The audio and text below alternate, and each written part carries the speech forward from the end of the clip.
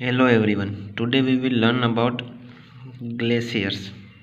So masses of ice moving as a sheet over a land as a linear flow down the slope of mountains in a broad trough like valleys are called glaciers.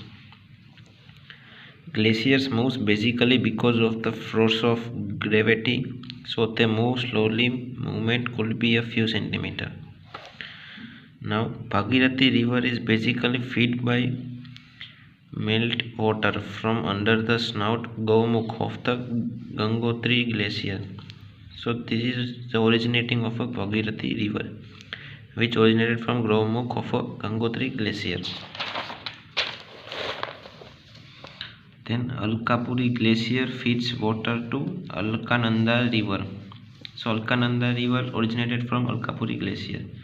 River Alkananda and Bhagirathi river join to make a river Ganga near Deoprayag. This is an important point.